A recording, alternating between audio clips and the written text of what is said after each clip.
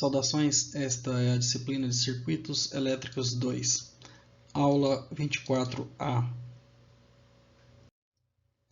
Nesta aula vamos estudar sobre formas de ondas pulsadas e a resposta de circuitos RC. Então, o primeiro assunto será pulsos ideais e pulsos reais, taxa de repetição e ciclo de trabalho, valor médio e transitórios em circuitos RC. Objetivos destas aulas, tanto a aula 24A quanto a aula 24B. Então, é familiarizar-se com termos específicos que definem uma forma de onda pulsada e aprender a calcular os diversos parâmetros, como largura do pulso, tempo de subida de uma forma de onda e descida e inclinação.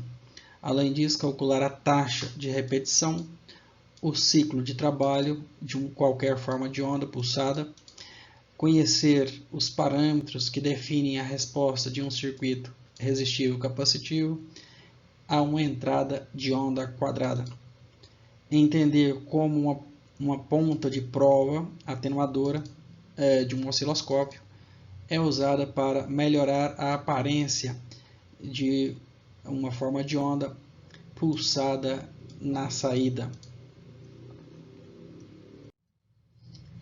Introdução. Nossas análises até agora se limitaram a formas de onda alternadas que variam de modo senoidal. Então, nesta aula, vamos apresentar a terminologia básica associada a formas de onda pulsadas e examinaremos a resposta de um circuito RC a uma onda quadrada. As formas de onda pulsadas são muito usadas na indústria eletroeletrônica. São muitos os instrumentos de medição, equipamentos de comunicação, computadores, sistemas de radar, entre outros que empregam sinais pulsados para controlar operações, transmitir dados e exibir informações em diversos formatos. A resposta dos circuitos que estudamos até agora a um sinal pulsado é muito diferente da resposta a um sinal senoidal. Na realidade, teremos de resgatar alguns conceitos e equações que estudamos na aula 10, na disciplina Circuitos Elétricos 1, a respeito do comportamento de capacitores em circuitos de corrente contínua. O assunto tratado nesta aula, que é de natureza meramente introdutória, foi elaborado para fornecer os conceitos fundamentais que lhes serão úteis quando as formas de onda pulsadas forem encontradas em aplicações específicas.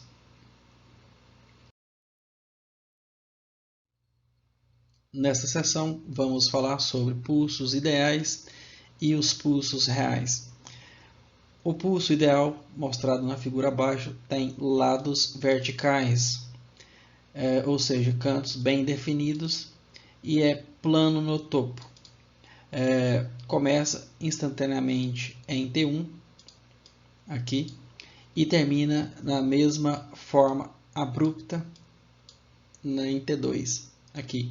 Ou seja, matematicamente, uma função, essa função não seria uma função, A primeira coisa não seria uma função, porque para o mesmo ponto do tempo aqui, tem outro ponto aqui no mesmo instante de tempo, ou seja, no mesmo instante de tempo, o valor da tensão estaria, na tensão V, teria dois valores no mesmo instante de tempo. Isso não é possível, a não ser talvez na mecânica quântica, mas aqui não, na física quântica, química quântica, aqui não. Então, aqui a ilustração, claro, a subida abrupta sim é meramente ilustrativa, porque se fosse representar matematicamente, teria duas hipóteses.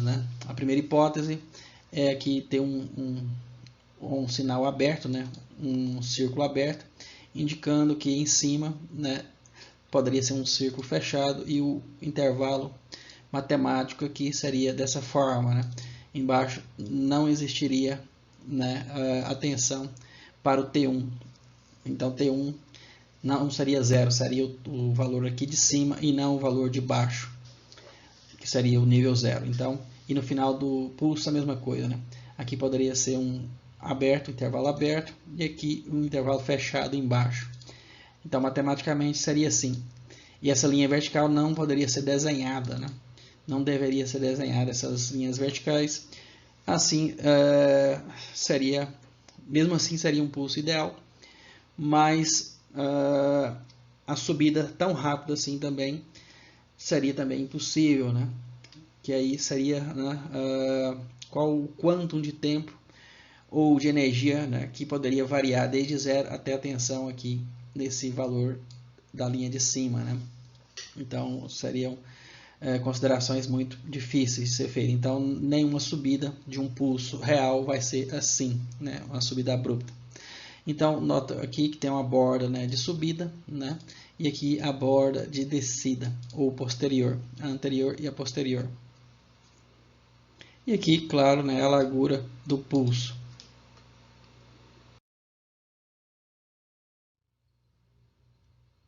A forma de onda do pulso que vemos na figura abaixo será usada em muitas das análises desta aula e provavelmente vai aparecer nas investigações iniciais de sistemas que vão além dos objetivos desta aula. Então aqui a seta que indica que é um pulso de subida, né? A seta para cima, borda de subida, e aqui uma pulso, né? A descida do pulso, né? Que é a descida.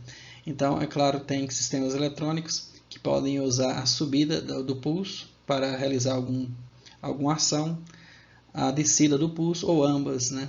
Em alguma ação, por exemplo, em CLP, que detecta o pulso de subida ou o pulso, né, a descida do pulso, na verdade, ou a subida, né, do pulso.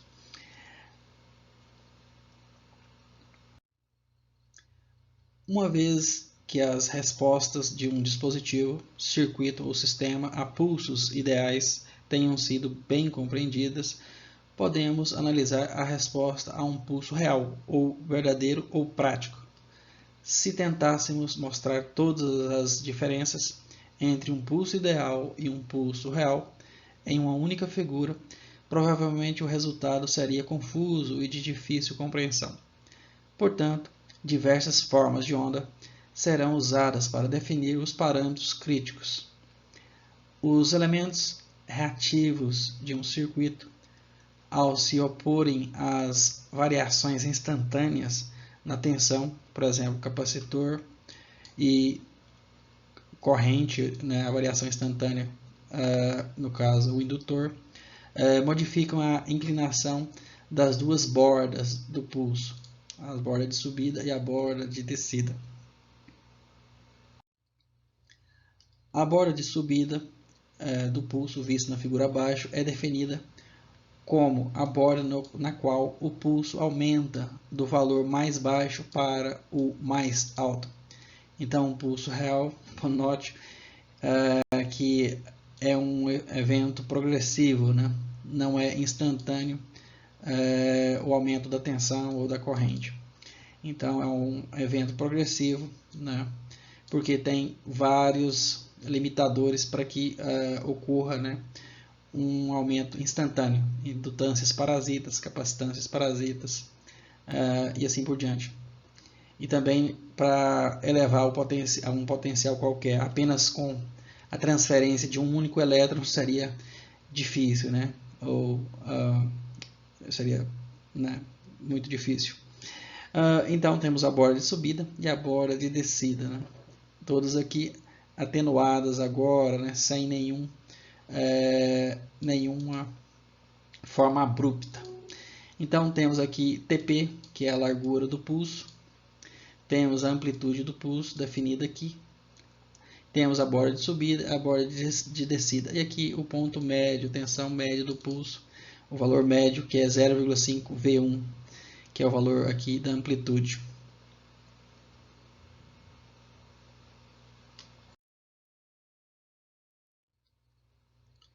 A borda de descida é definida como aquela na qual o pulso diminui do valor mais alto para o mais baixo. Então, do mais alto para o mais baixo. Como a borda de subida é a que ocorre primeiro, é a mais próxima do tempo igual a zero. Então, a de subida é essa que ocorre primeiro. Ela também é chamada de borda anterior. Borda anterior. A borda de descida sempre vem após a borda anterior e, portanto, é denominada borda posterior. Por isso aqui é chamada de borda posterior. Vamos falar agora sobre a amplitude de um pulso. Na maioria das aplicações, a amplitude de um pulso é definida como o valor de pico a pico. É claro que, se todas as formas de onda começam e retornam ao nível 0 volt, os valores de pico e o de pico a pico serão iguais. Para os propósitos desta aula, a amplitude de um pulso é o valor de pico a pico, conforme ilustram as duas figuras que vimos anteriormente. Agora, qual é a largura de um pulso? A largura ou duração de um pulso, definida como a variável Tp, é definida como a distância entre os pontos nos quais o valor de pulso é igual a 50% da amplitude. No caso de um pulso ideal, como o que vemos aqui na figura abaixo, a largura é a mesma para qualquer valor, ou seja, a largura do pulso aqui, né, é a mesma em qualquer posição vertical, porque é um pulso ideal, então a largura embaixo é a mesma largura, né, em cima. Então, entre os tempos T1 e T2, ou T2 menos T1 é igual, né, a largura do pulso Tp.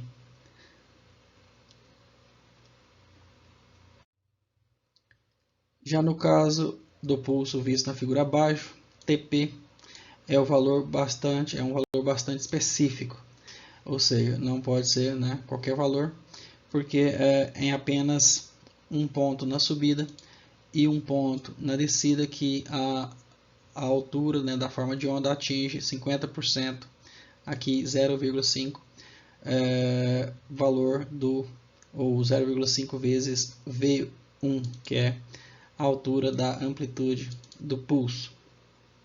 Então aqui é definida, né, a largura do pulso. Nível de base. O nível de base de um pulso, ou VB, é definido como o nível a partir do qual o pulso começa.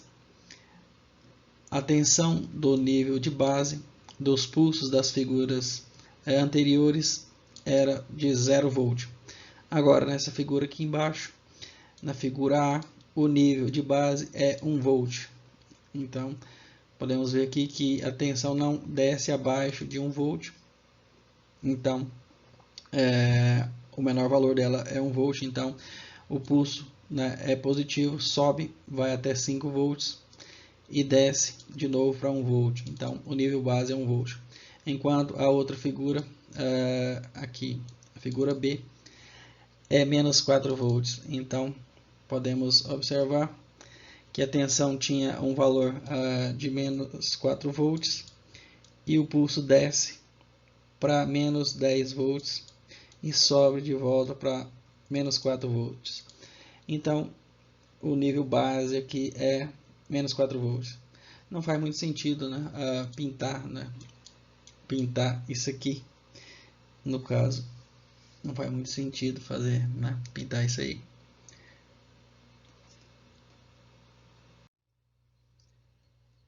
Ainda que o nível de base do pulso visto na figura abaixo seja negativo, o pulso é positivo,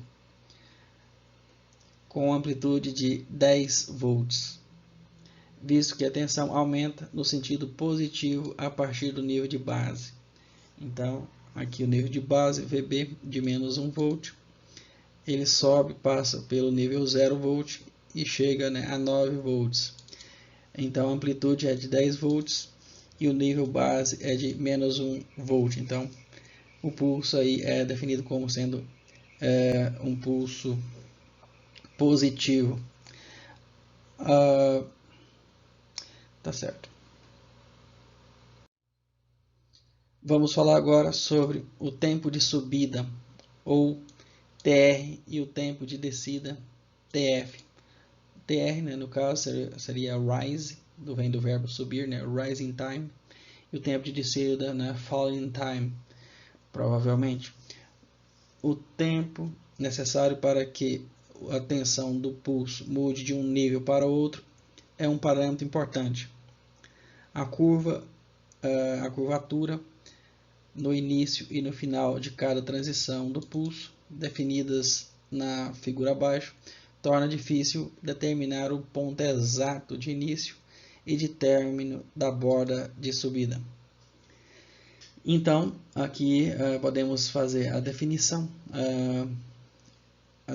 dos tempos de subida, TR e TF, onde ele passa desde os 10% do valor, né, da amplitude, 0,1 V1 e 0,9 V1. Então, esse tempo que passa desde os 10% aos 90% do sinal, da amplitude do sinal, temos então o tempo de subida. E o tempo de descida, da mesma forma, quando passa desde os 90% do nível do sinal até cair abaixo ou igual aos 10% da amplitude, ao tempo, a largura desse tempo aqui é o tempo de descida, é o falling time, né? Então podemos notar que o tempo de subida pode ter, né, um valor diferente do tempo de descida, ou de subida diferente do tempo de descida. Aqui nesse caso o tempo de subida é maior, ele demora mais até atingir o nível de tensão, né, desejado aí para detecção, por exemplo, de algum sinal ou, né, alguma coisa assim. Os tempos de subida, ou rising time, ou rise time, e de descida, fall time, ou falling time, de um pulso são definidos no intervalo compreendido entre 10% e 90% do valor máximo, conforme indica a figura abaixo. Observe que o tempo de subida não é necessariamente igual ao tempo de descida. Então, repetindo, né, aqui 90%, entre os 10% e 90%, quando varia na subida. O sinal, então, indica no tempo, o tempo de subida, e na descida, desde os 90%, quando cai até os 10%, é o tempo de descida. Vamos falar agora da inclinação. A figura abaixo mostra uma distorção indesejável, porém comum, que ocorre normalmente devido a uma resposta deficiente em baixas frequências do sistema pelo qual o pulso passou. A queda no valor de pico é denominada inclinação. A inclinação percentual é definida por: a inclinação percentual é igual ao V1, que é o valor aqui máximo, menos V2, que é o valor aqui da queda aqui no final, dividido por V, que é o valor médio aqui entre os dois, V1 e V2, vezes 100%, onde V é o valor médio da amplitude, dados por, né, V1 mais V2 dividido por 2. Então essa é a taxa, né, ou a inclinação percentual da amplitude aí do sinal de um pulso. Naturalmente, quanto menor a inclinação percentual, mais o pulso se aproxima da forma ideal. Devido ao arredondamento, pode ser difícil definir os valores de V1 e V2. No caso, pode ser necessário aproximar a parte inclinada do pulso de uma linha reta antes de determinar o valor de V1 e V2. Como podemos aqui fazer uma projeção, né? Aqui aproximar de uma linha reta. Outras distorções definidas na figura ao lado são o pré-sinal e o sobressinal, normalmente causadas pela resposta excessiva em altas frequências do sistema e a oscilação, causada pela interação entre elementos capacitivos e indutivos do circuito na frequência ressonante ou natural. Então pode haver uma ressonância, então pode haver uma oscilação aqui do pulso, né? Ou aqui o pré-sinal ele pode ter uma descida primeiro antes de subir. Então são distorções que podem ocorrer aí por causa desses fatores aí, né? De capacitâncias parasitas e ressonâncias entre indutâncias e capacitâncias.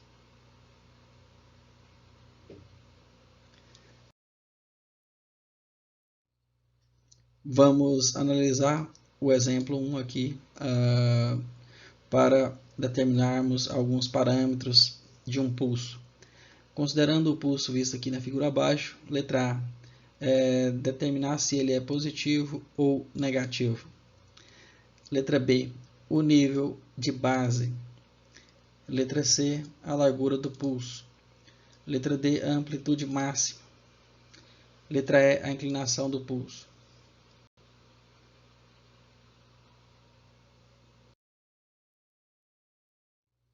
Então vamos às respostas. Como as respostas são bem simples, né? E diretas, apenas repetimos as perguntas aqui e colocamos já diretamente a resposta para a letra A. Se o pulso é positivo ou negativo, podemos observar claramente que ele é positivo, né? Ele cresce, sobe e desce, né? Então ele é positivo com relação ao valor base, né?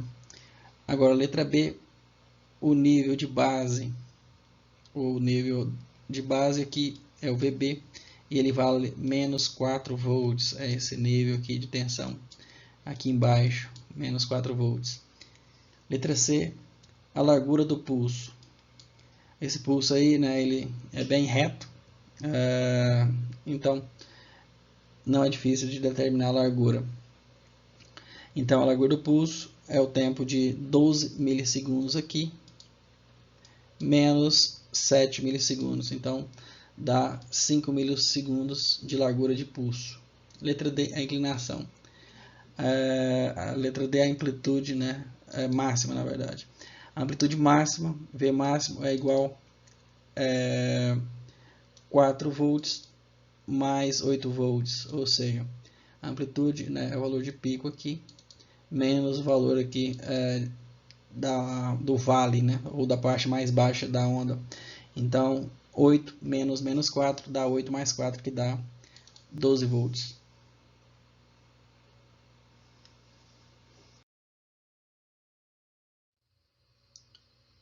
A inclinação do pulso pode ser calculada como sendo, primeiro calcula o valor V, que é o valor médio, então V1 mais V2 sobre 2.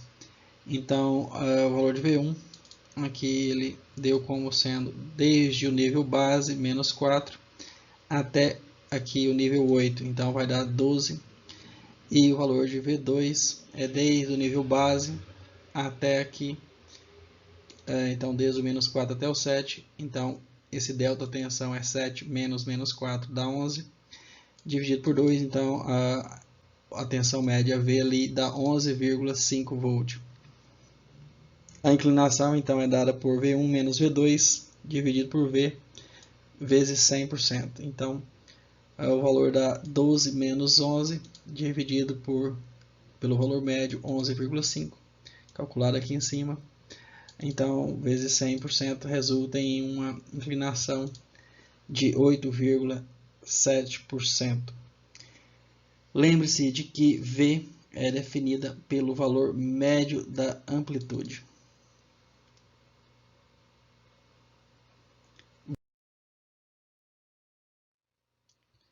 Exemplo 2. Considere o pulso visto na figura abaixo. Veja que a figura abaixo ela é milimetrada, justamente para, né, facilitar o cálculo como se estivesse olhando, né, em um osciloscópio.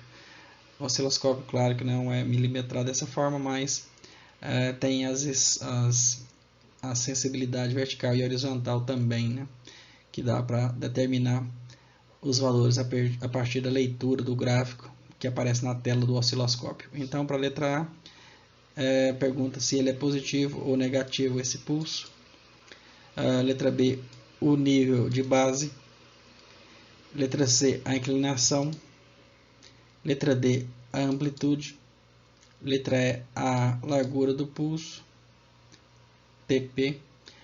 E letra F, o tempo de subida, TR, e o tempo de descida, TF.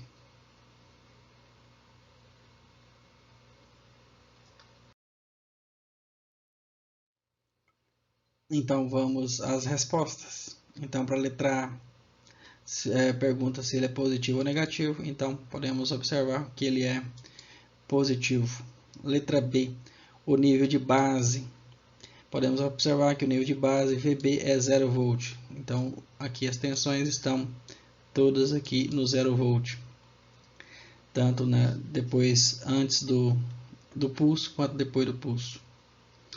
Letra C, a inclinação. Aqui podemos notar em cima, né, que o pulso mantém o mesmo nível na parte superior, então a inclinação é de 0%. Letra D, a amplitude. A amplitude, podemos observar que na sensibilidade vertical temos 10 mV por divisão. 10 mV por divisão.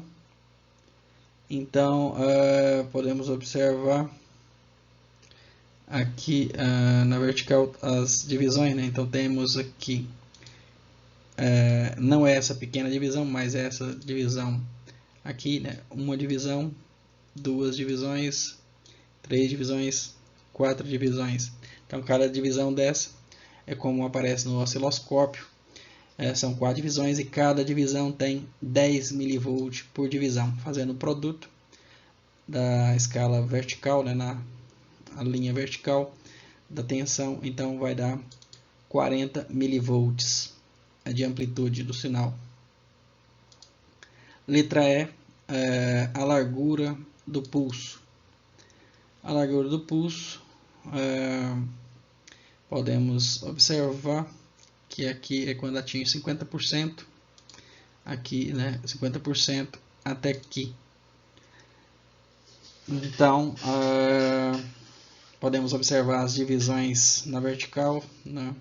Temos aqui uma divisão aqui, outra divisão aqui, e outra divisão aqui, e outra divisão aqui. Então, 3 intervalos completos, né, até aqui. Entretanto, aqui está um pouco à esquerda, né, e aqui um pouco à direita. Então, essa contagem aí deu 3,2 divisões. Podemos olhar subdivisões, né, para fazer essa contagem. Então, segundo ele aqui, né, dá 3,2 divisões. E na escala horizontal temos aqui 5 microsegundos por divisão. Então, multiplicando, vamos obter o tempo aí, né, a largura do pulso de 16 milissegundos. Agora a letra F, o tempo de subida e o tempo de descida do sinal. Então, observando aqui, temos a marcação aqui, que é o TR. Notamos que são duas subdivisões, que é o tempo de subida, ou 0,4, né, divisão. Como cada divisão são 5 microsegundos, então podemos multiplicar aqui e obter 2 microsegundos, né, como sendo o tempo de subida. O tempo de descida, observamos aqui, que são 4 subdivisões. 4 subdivisões dá 80% de uma divisão, então dá 0,8 divisão, e cada divisão vale 5 microsegundos. Então, fazendo a multiplicação, vai dar 4 microsegundos como tempo de descida. Vamos falar agora sobre a taxa de repetição e ciclo de trabalho, né, de um trem de pulso ou de pulsos.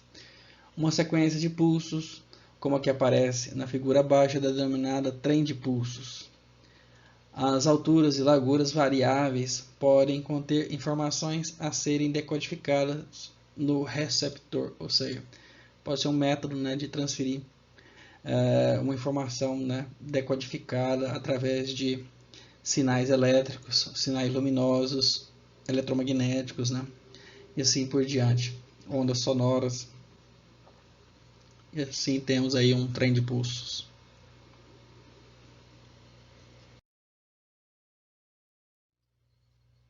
Quando todos os pulsos têm a mesma largura e se repetem a intervalos regulares, como mostra a figura A e a figura B abaixo, temos um trem de pulsos periódicos. Então aqui é um trem de pulsos periódicos. Temos aqui uma largura do pulso aqui, o período dele é 1 microsegundo. E aqui ele tem aqui até a metade, né? Ele vai até t sobre 2. Esse outro aqui é um pulso estreito, que tem 20% do período, 20% de 1 microsegundo. Então os dois pulsos são semelhantes, entretanto o pulso de baixo ele é mais estreito, né?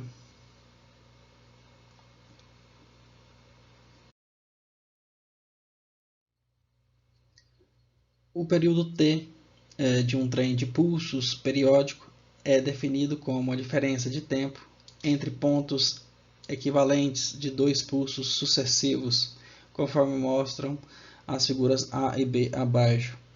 Então podemos ver aqui que se aqui está subindo, né, o pulso, aqui o pulso correspondente que sobe também. Então o primeiro pulso que sobe depois desse, né, vai definir aqui a largura de um pulso. Ou pode também, né, aqui na descida, aqui está descendo e o próximo intervalo, o próximo ponto no tempo onde o pulso desce é esse aqui. Então aqui também podemos encontrar, né, um período T. Então são diversas formas, né, para encontrar o período T de um trem de pulsos. Aqui embaixo a mesma coisa, temos o mesmo princípio. Então aqui na subida desse pulso aqui e na subida do próximo pulso indica que os pulsos têm simetria, né? E então indica que aí temos o intervalo de um período para esse trem de pulsos. Aqui também encontramos outro período para esse trem de pulsos de baixo.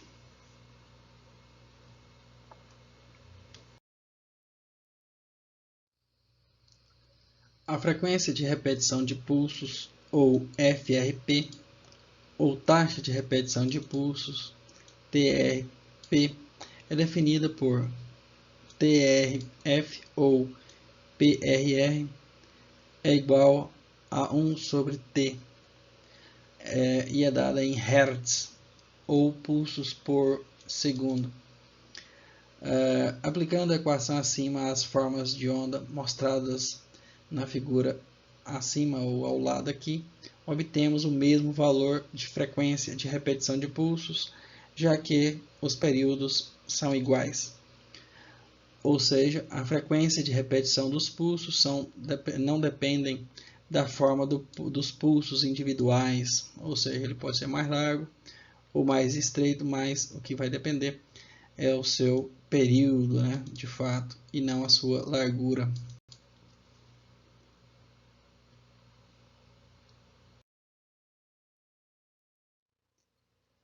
A frequência de repetição de pulsos depende apenas do período de repetição dos pulsos. O parâmetro que expressa a fração desse intervalo durante o qual o pulso está presente é chamado de ciclo de trabalho e é definido da seguinte maneira. Então, o período aqui em que o pulso tem um nível, né, alto, indica o ciclo de trabalho. E ele é dado de forma percentual para indicar quantos por cento do período que ele, né, está em nível alto. O ciclo de trabalho faz sentido o nome, porque quando o nível de tensão, por exemplo, é zero, não realiza trabalho, né, elétrico sobre uma carga, por exemplo, resistiva. Então, quanto mais largo for o pulso, mais percentual ele ocupa de um período, né, maior é o ciclo de trabalho e mais trabalho útil, né, o pulso pode fazer, se esse for o objetivo, né? Então, o ciclo de trabalho é definido como sendo a largura do pulso dividido pelo período, vezes 100%. Então, o ciclo de trabalho é o TP sobre o período T, vezes 100%. Então, para essa figura aqui, ao lado, podemos notar que a largura do pulso é de 0,5T e o período é de T. Fazendo a simplificação, né? Corta T com T. Então, notamos que o ciclo de trabalho desse pulso é de 50%, ou seja, ele fica em nível alto em 50% do período, ou durante 50% do período.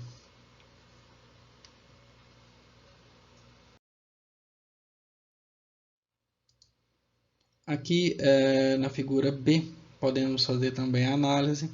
Então, observe que agora a largura do pulso é 0,2T, ou seja, 20% do tempo T. Então, o ciclo de trabalho é 0,2T dividido pelo período T. T aqui elimina com T, sobra então vezes 100%, então dá 20%. Como eu falei, né, do ciclo de trabalho, vale 20%, né, do tempo total. Então, o ciclo de trabalho é de 20%. Os resultados acima mostram claramente que o ciclo de trabalho fornece uma indicação percentual da fração do período total ocupada pelo pulso. É claro que quanto mais largo, né, mais ele chega perto do período T, e o ciclo de trabalho passa a ter, né, quase 100% do período, passa a ocupar, né?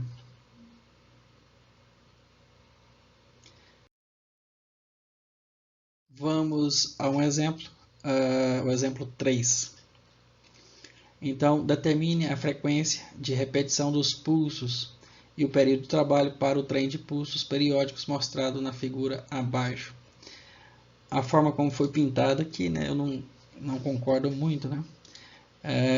Observe aqui que eu creio que ele deveria ter pintado, na verdade, né, essa parte aqui, pintado essa parte, né, e essa parte aqui, né, para ficar mais coerente esse trem de pulso aí, né. Agora ele pintou indefinidamente essa parte aí, eu não concordo muito, né, como ele pintou.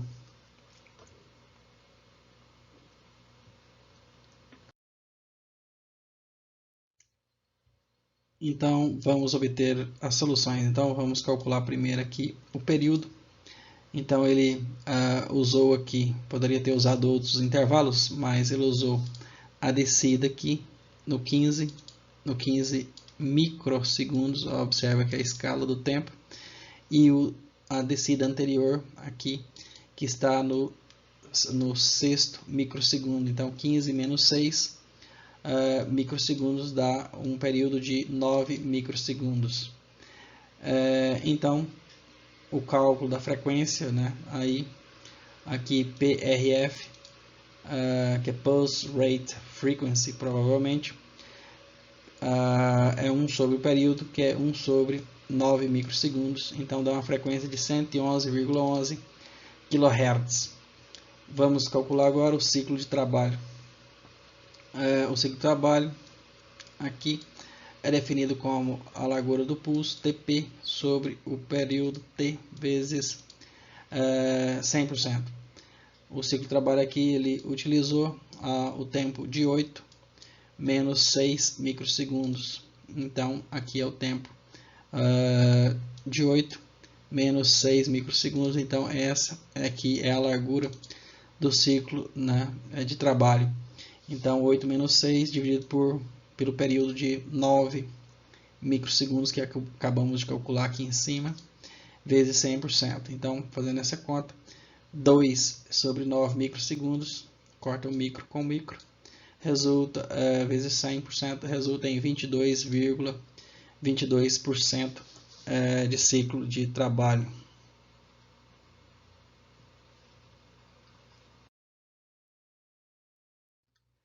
Exemplo 4. Determine a frequência de repetição dos pulsos e o ciclo de trabalho para o padrão do osciloscópio que aparece na figura abaixo, com as sensibilidades indicadas. Sensibilidade vertical, aqui de 0,2 volt por divisão, e a sensibilidade horizontal de 1 milissegundo por divisão. E aqui está o gráfico, né, e mostrando aqui a largura de uma divisão na horizontal e aqui, claro, né, as divisões na vertical.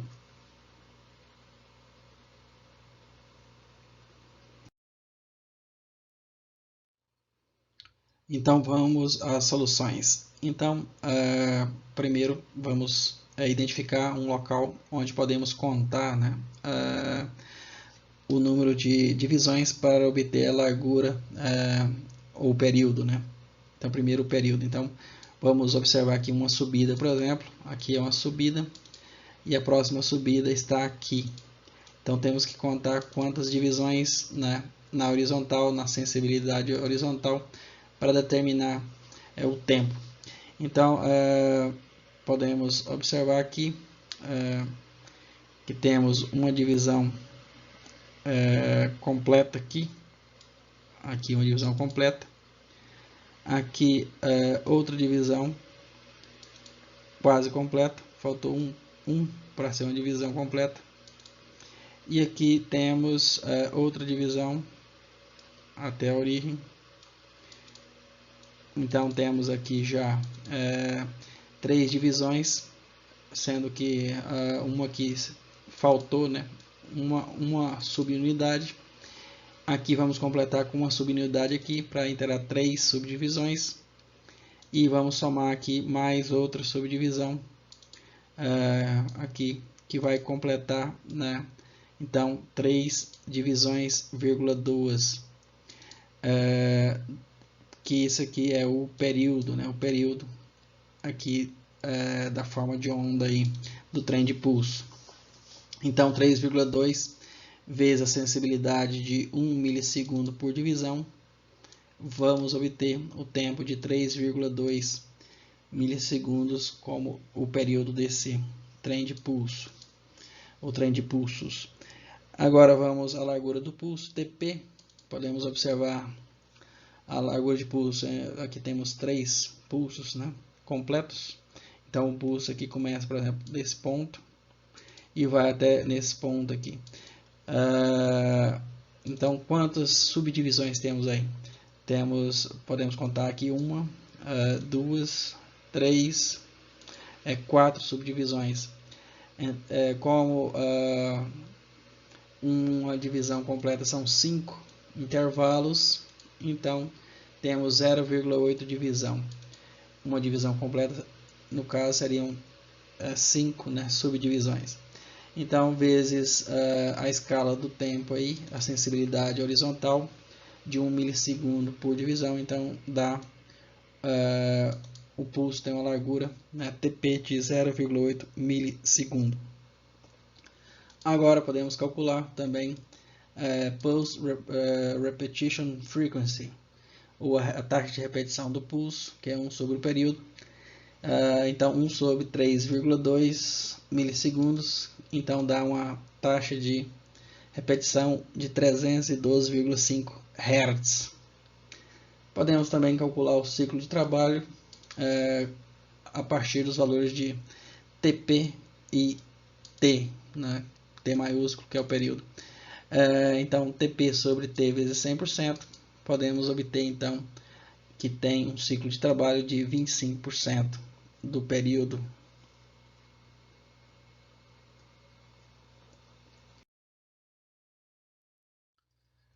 Exercício 5.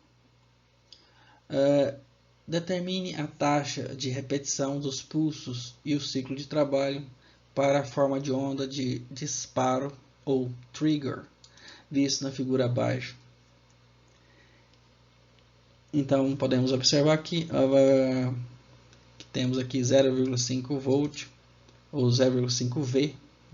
Aqui não indica que é volt em si, mas a escala está em volt, em V. E aqui na sensibilidade horizontal temos 10 microsegundos por divisão.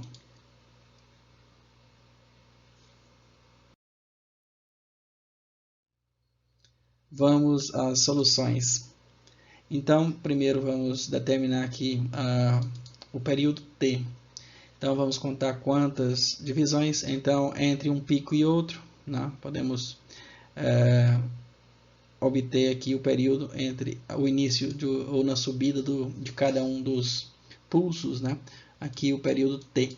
Quanto ao número de divisões, então temos uma divisão completa aqui, 2 mais 3 de 5, né? 3 divisões aqui de 5 divisões para subdivisões, né? 3 subdivisões de 5 para obter uma divisão completa. Então, nesse caso, como são 3 de 5, então dá 60%. Então, 60%, então dá 2,6 divisões o período, vezes a sensibilidade de 10 microsegundos por divisão. Então, o período dessa forma de onda aí é de 26 microsegundos. Então, a taxa de repetição ou a frequência de repetição do pulso é 1 sobre T. Então, 1 sobre 26 microsegundos. Então, dá uma frequência de 38,462 kHz.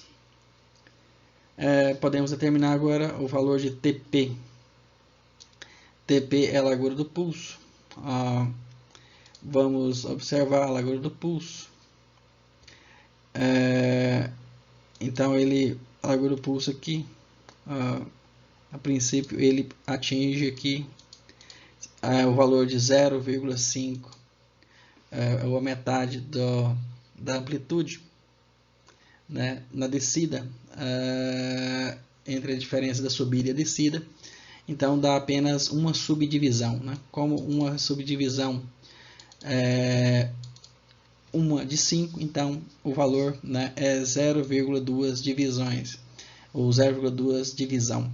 Como é 0,2 divisão vezes o tempo de uma divisão de 10 microsegundos da sensibilidade, né, horizontal, vamos obter esse TP, que é a largura do pulso, considerada de 2 microsegundos apenas. Então, a partir dos valores de TP e do período, podemos calcular o ciclo de trabalho. Então, TP sobre T vezes 100% vai dar 2 microsegundos dividido por 26 microsegundos vezes 100%. Então, resulta em um ciclo de trabalho de apenas 7,69%. Vamos falar agora sobre o valor médio. Existem dois métodos para se determinar o valor médio de uma forma de onda pulsada. O primeiro é o procedimento descrito na aula 13 da disciplina Circuitos Elétricos 1, ou seja, a disciplina que antecede a essa, que pode ser aplicado a qualquer forma de onda alternada. O segundo pode ser aplicado apenas à forma de onda pulsada, já que usa termos específicos desse tipo de onda, ou seja, o valor médio é igual ao ciclo de trabalho vezes o valor de pico, mais 1 menos o ciclo de trabalho vezes aqui o valor de base VB. Na equação acima, o valor de pico é o desvio máximo a partir da referência, ou 0 volt, e o ciclo de trabalho é expresso na forma decimal. A equação acima não leva em conta os efeitos da inclinação e dos tempos de subida e de descida do pulso.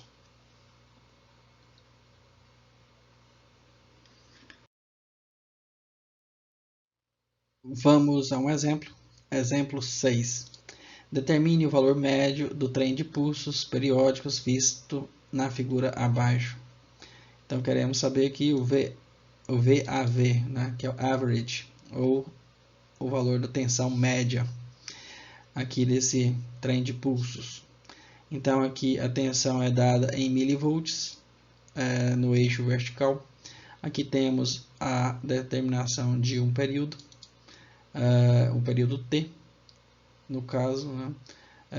E aqui o tempo está dado em microsegundos. Então, podemos observar aqui, né? Aqui são 5 microsegundos, aqui 10 microsegundos, aqui 11, 12. Então, 12 menos 2 microsegundos aqui, vamos obter, né, o valor de um período.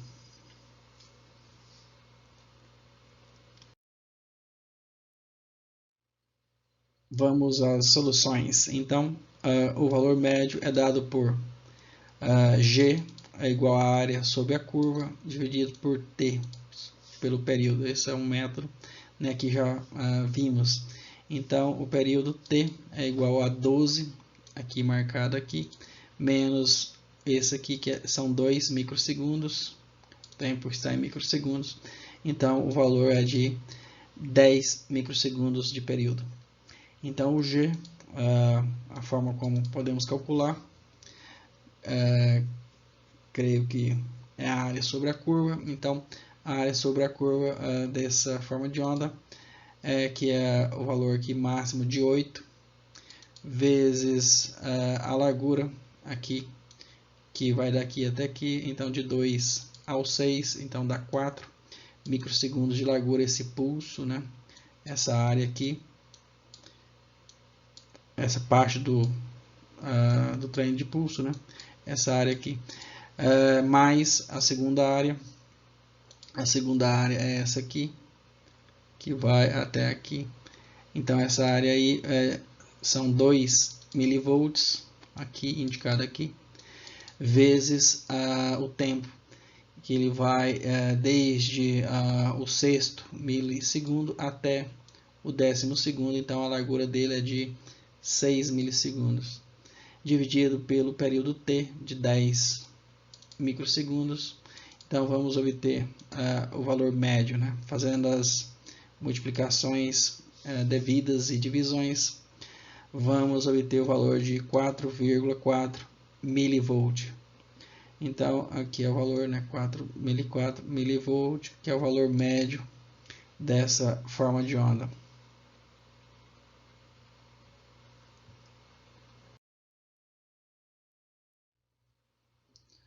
Usando a equação ao lado, essa equação que falamos anteriormente, ela tem aqui em sua formulação o VB. O VB é a tensão aqui de base, então é essa aqui, de 2 milivolts. Ciclo de trabalho, o ciclo de trabalho podemos observar que é 6 menos 2, que é esse valor aqui, é 6 menos o 2, dividido pelo período, o período de 10. Então, 6 menos 2 dividido por 10 dá 4 sobre 10. Corta aqui os microsegundos, então o valor na forma decimal em vez de usar a forma percentual, é de 0,4 o ciclo de trabalho, né? Ou em PU. Vamos precisar também, além do ciclo de trabalho, né, que é esse aqui, vamos usar também o valor de pico. O valor de pico de referência, a tensão de 0 volt, então o valor de pico é de 8 milivolt, então é esse valor aqui.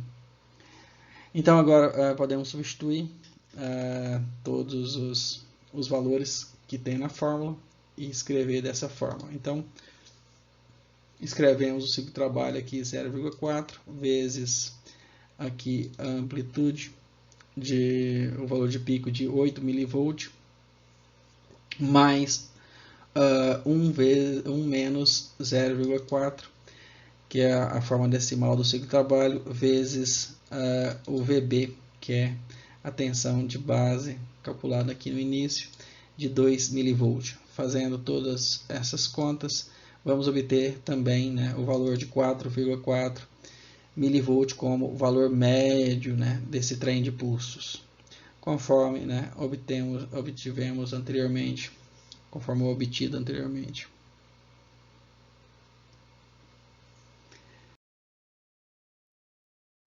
Vamos ao exemplo 7. O exemplo 7, dado um trem de pulso periódico com ciclo de trabalho de 28%, um valor de pico de 7 V e um valor de base de menos 3 V.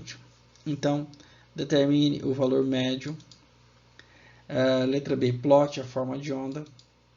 Letra C, verifique o resultado do item A usando o método da aula 13 lá da disciplina de circuitos elétricos 1.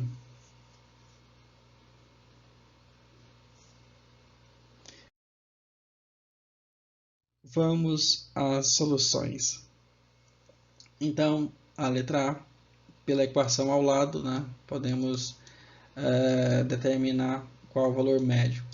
Então, como foi enunciado, o ciclo de trabalho era de 0,28, o valor de pico enunciado era de 7 volts, mais 1, que é da fórmula, menos aqui o ciclo de trabalho, que é 0,28 também, vezes o valor de base VB de menos 3 volts. Fazendo as devidas operações algébricas e numéricas, então vamos obter o valor de menos 0,2 volt de valor, né, valor médio da tensão. Então deu um valor médio negativo. É claro, o efeito aí é óbvio, né? Porque se um trem de pulso desse for utilizar, por exemplo, na eletrólise de algum material ou na eletrodeposição, né, vai ter, né, um efeito de retirar ao invés de depositar, por exemplo, pode dar um efeito contrário se o nível médio do trem de pulso for, né, negativo, ou descarregar uma bateria ao invés de carregar usando esses trem de pulso, né? Então o efeito existe, um efeito óbvio aí.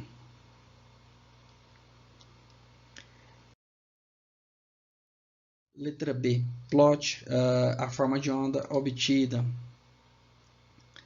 Então a forma de onda fica dessa forma aqui. Então esse é o gráfico, né, dessa forma de onda. Notamos que a amplitude, aqui o valor, o nível máximo é de 7 volts, o nível de base é menos 3 volts, o ciclo de trabalho é de 0,28 em PU, ou 28% do período, e aqui está definido o período, aqui T. É claro que se eu fosse pintar essa forma de onda, né, eu não pintaria essa parte que foi pintada, né?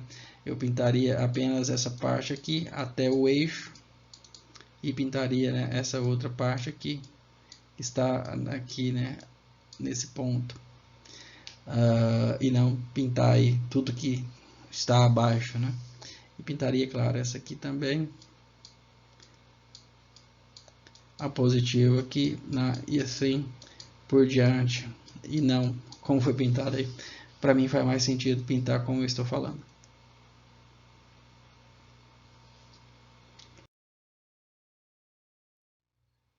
Então, letra C, verifique o resultado do item A usando a metodologia da aula 13 da disciplina de circuitos elétricos 1. Lá, lembra-se que tinha lá a variável G, que indicava o nível médio, e o nível médio, então, é calculado como a amplitude do pulso aí de 7 volts vezes a sua largura de 0,28 T, menos a parte negativa, em vez de somar vai subtrair, então menos 3 volts vezes a largura de 0,72 T, dividido pelo período T. Ou seja, está tudo em função de T, pode ser cortado todos os fatores que tenha T no numerador, e no denominador. Então, fazendo a conta aqui, as contas, vamos obter o valor médio da tensão de menos 0,2 volt, conforme, né, conforme obtido lá no item A, que está aqui apenas anotado aqui, e é o mesmo valor.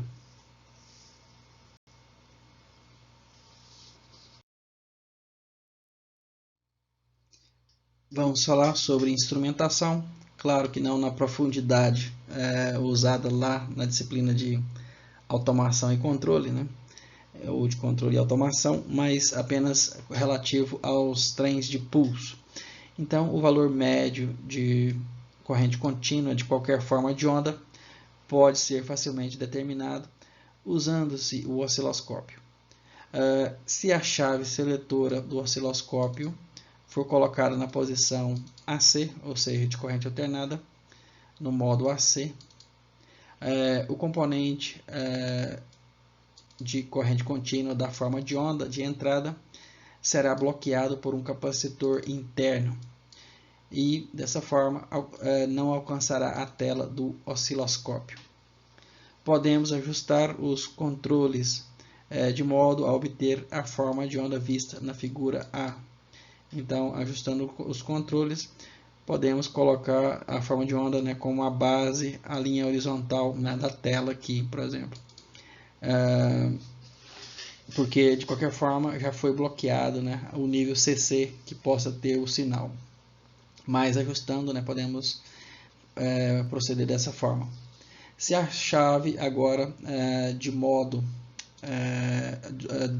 for então colocada na posição agora de corrente contínua DC, o deslocamento vertical positivo ou negativo da forma de onda vai revelar ou revelará o valor do nível médio ou de corrente contínua do sinal de entrada, como mostra a figura aqui B.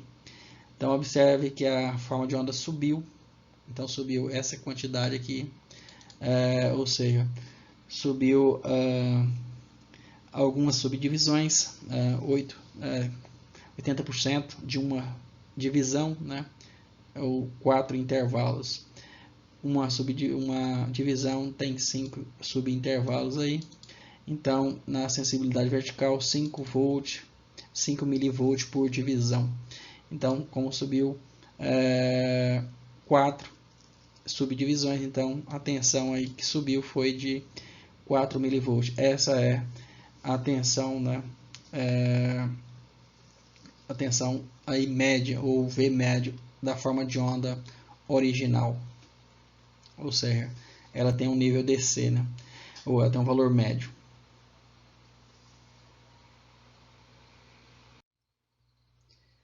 Vamos então falar agora sobre transitórios em circuitos RC, ou circuitos resistivos capacitivos.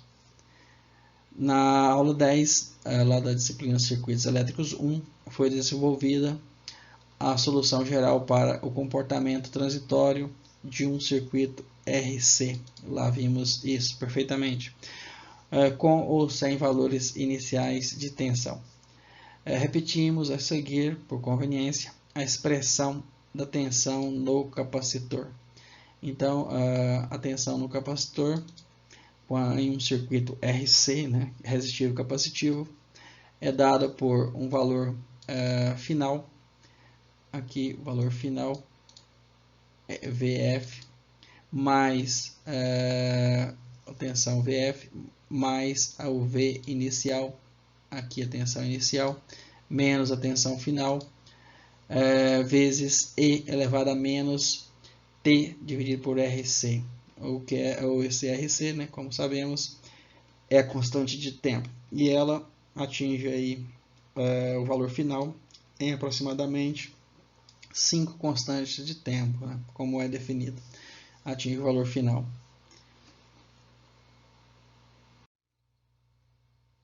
Lembre-se de que VI, que é a tensão inicial do capacitor, é a tensão no capacitor no início da fase transitória, bem aqui, como mostra a figura ao lado. A tensão VF é a tensão do capacitor durante o estado estacionário, ou seja, de repouso. Depois, né, que corresponde ao final da fase transitória, ou seja, passou a fase transitória, que é o aumento aqui, então chegamos ao valor VF. A duração da fase transitória é aproximadamente 5 tal.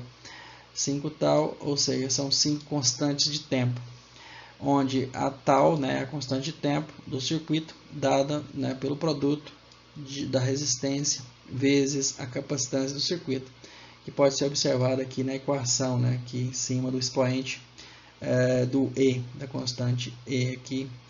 Então, temos lá o RC, menos T dividido por RC. No caso em que a tensão inicial for zero, a equação anterior, mostrada ao lado, se reduzirá à forma a seguir, onde, em geral, a tensão final VF representa a tensão aplicada da fonte. Então, para aqui V inicial igual a zero, então aqui esse termo corta, elimina. Então, podemos colocar em evidência a tensão final que aparece aqui e aqui VF. E a expressão pode ser escrita dessa forma. A tensão do capacitor é VF vezes 1 menos E elevado a menos T sobre RC. Menos T sobre RC. Para o caso da forma de onda mostrada na figura ao lado, o V inicial é de menos 2 volts, como podemos ver aqui. É a tensão negativa no capacitor, então ele não pode ser eletrolítico a princípio, né, porque senão ele pode explodir ou danificar. E a tensão final é aqui 5 volts, VF igual a 5 volts.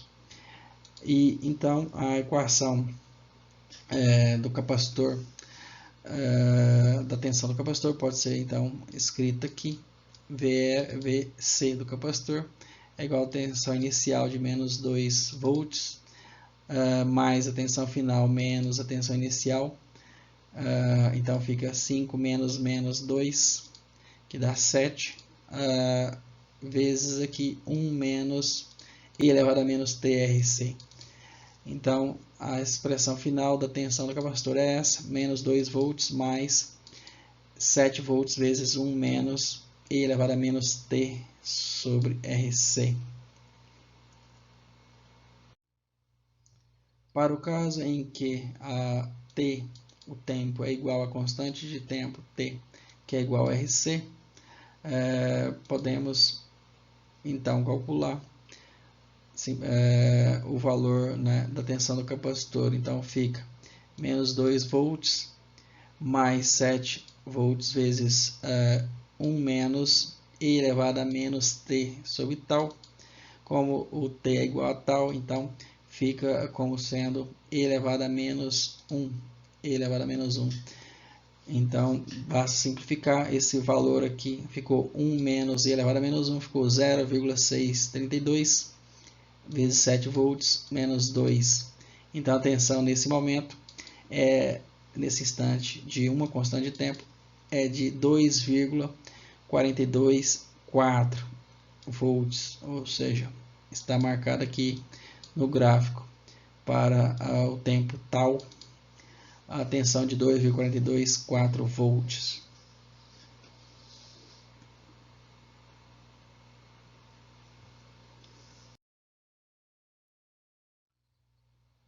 Vamos analisar um outro exemplo, o exemplo 8.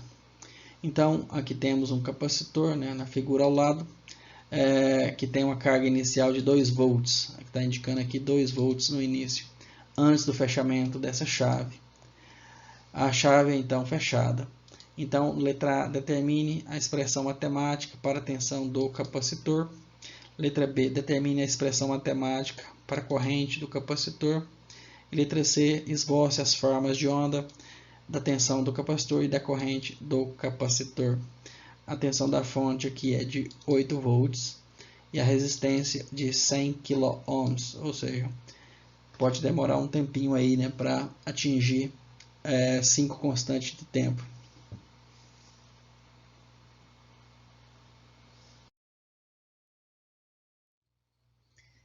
Vamos às soluções. Então, letra A, determine a expressão matemática para a tensão VC, né? Depois que a chave é fechada, é claro. Então, na expressão, podemos usar essa expressão matemática aqui. Já sabemos que a tensão inicial do capacitor é de 2 volts. Então, a tensão final VF, depois que a chave ficar fechada durante um longo período de tempo, será igual à tensão da fonte, de 8 volts. E a constante de tempo, T, é igual a R vezes C. Então, 100 kΩ vezes 1 milifarad. Aqui, na verdade, deveria escrever 1 microfarad, né, e não 1 milifarad. Porque senão, se fosse 1 milifarad, cortaria o K com o mili, né? Então teríamos 100 segundos, né, de constante de tempo. Seria 100 segundos e não 100 milissegundos.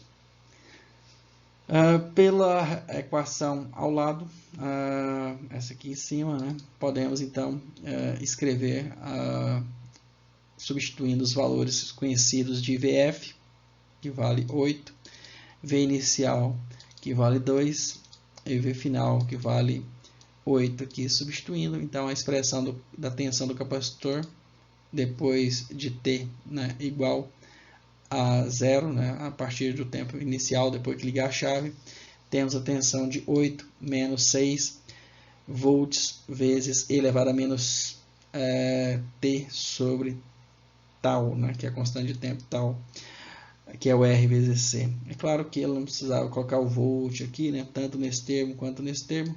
Poderia colocar entre parênteses, né, e colocar o volt, que é a unidade de medida, apenas do lado de fora, né, ficaria mais elegante.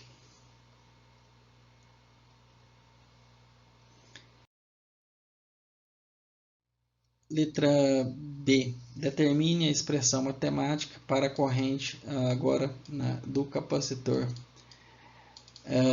Quando a chave é fechada, a tensão no capacitor não pode mudar instantaneamente e, portanto, a tensão VR no resistor aqui é igual à tensão da fonte, a força eletromotriz da fonte, menos a tensão inicial, ou seja, 8 menos 2 é igual a 6 volts no início. Então, a corrente muda instantaneamente de 0 para um valor dado pela lei de Ohm. Então, instantaneamente, né, temos aí a diferença de potencial de 6 volts com relação da carga inicial, né, que já tem 2 volts e 8 volts da fonte. Então, essa corrente inicial máxima, porque o capacitor, à medida que o tempo passa, ele vai carregando, então a corrente vai reduzindo. Então, a diferença de potencial aí de 6 volts sobre o resistor, nesse instante dividido pela resistência de 100 kΩ. Então, dá uma corrente de 6 por 100 kΩ de 0,06 mA. Em seguida, a corrente cai para zero com a mesma constante de tempo calculada no item A, ou seja, a corrente vai reduzindo, né, à medida que o tempo passa. Então, ela parte desse valor aqui, de 0,06 mA, e vai decaindo, né, a uma taxa multiplicando aqui por E elevado a menos T sobre tal.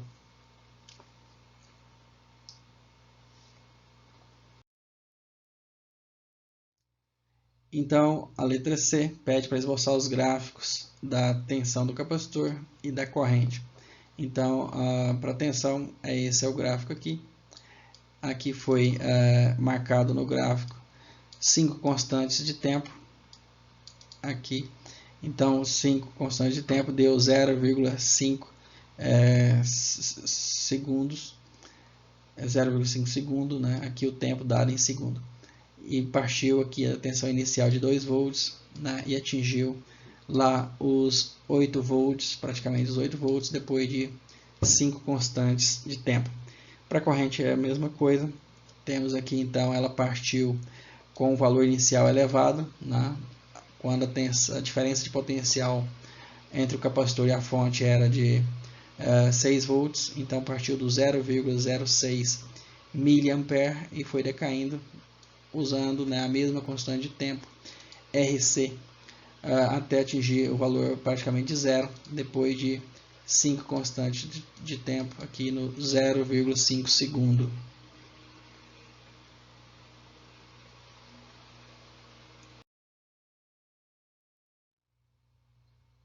Vamos analisar o exemplo 9. Trace o gráfico da tensão VC sobre o capacitor. Aqui, esse circuito aqui parece de um filtro, né? Passa baixa frequência. É em função de tempo para a entrada em degrau, mostrada na figura abaixo. Aqui é a entrada em degrau, mostrada na figura abaixo, que inicia, né, em menos 4 mV e vai para 10 mV. Considere que a tensão de menos 4 mV foi aplicada ao circuito por um período de tempo maior do que 5 constantes de tempo. Então, supondo que essa forma de onda, né, estivesse aqui conectada a um tempo menor do que zero, né, então a um longo período anterior ao tempo zero de observação, né, já estava conectada aqui. Depois, no tempo zero, a tensão subiu, né, para 10 volts no tempo zero, então 10 milivolts. Então, determine quando a tensão V do capacitor é igual a 0 volt, se a tensão muda de nível em T igual a 0 segundo.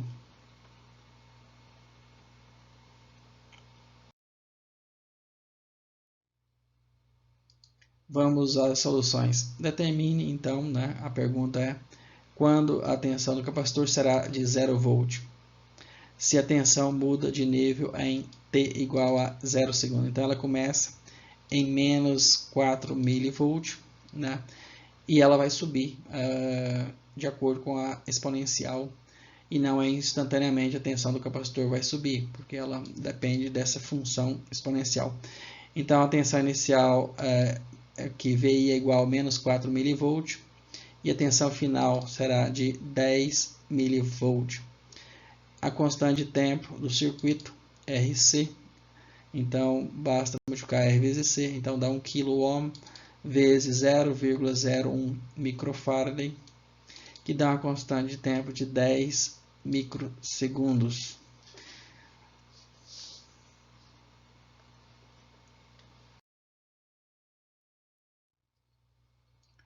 Então, pela equação do quadro ao lado, essa aqui, podemos determinar a tensão do capacitor em qualquer instante de tempo, em qualquer instante. Então, VC é igual a V final mais V inicial menos V final vezes E elevado a menos T sobre RC. É claro que essas equações aqui são soluções da equação diferencial desse circuito, né? Quem quiser, por exemplo, resolver a equação diferencial, pode, ao invés de usar essa fórmula pronta aí, né, resolve a equação diferencial que vai obter resultado semelhante. Então, temos então a V final de 10 mV, que está aqui. Temos o valor inicial de menos 4 mV, que é esse aqui. Temos também aqui o valor final, novamente, de 10 mV vezes E elevado a menos T sobre RC. No caso, RC vale, né, como calculamos aqui, 10 microsegundos, que anotamos ali. Então, a equação no final fica essa.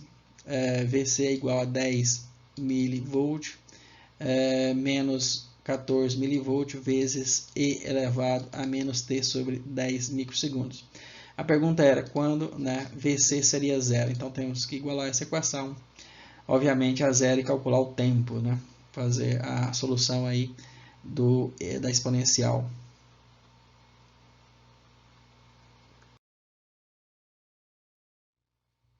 Então, anotamos aqui a equação, né, da exponencial da tensão aqui do capacitor. Então, temos que igualar VC igual a zero aqui e calcular o tempo em que a tensão VC é igual a zero.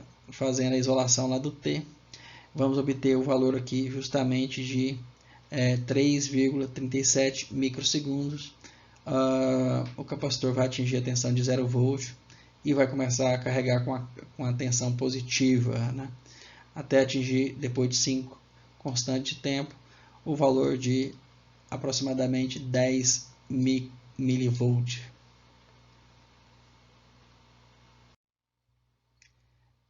Então, para demonstrar, vamos fazer VC igual a 0 volt, né, naquela equação anterior. Então, escrevendo aqui VC igual a 0 volt, que é igual a 10 milivolt menos 14 milivolt vezes E elevado a menos T sobre 10 microsegundos. Então, podemos, né, resolver a equação. Passa para o outro lado da igualdade o 10 milivolt. Então, e passa dividindo 14, né, para isolar a expressão da exponencial. Então, fica 10 milivolt dividido por 14 milivolt, que dá 0,714, que é igual a E elevado a menos T sobre 10 microsegundos. Logo, aplicando o anti-log na base E dos dois lados da equação, ou aplicando log, na verdade, né, na base E dos dois lados da equação, vamos obter aqui o log na base E, elimina a exponencial, a exponencial E, né, de constante E de base E. Então, resta aqui, né, menos T sobre 10 microsegundos igual ao log aqui do lado esquerdo, né, de 0,714 na base E. Calculando aí através de uma calculadora, né, o valor do log, podemos obter o valor então do tempo. Passamos dividindo, multiplicando o 10 microsegundos também, né, para, né, simplificar aí a equação. Então resulta nesse valor aí de 3,37 microsegundos, conforme assinalado aqui no gráfico já anteriormente. Então é isso aí. Vamos na próxima aula, a aula 24B. Essa foi o fim, né? Agora é o fim da aula 24A sobre pulsos e trem de pulsos, né?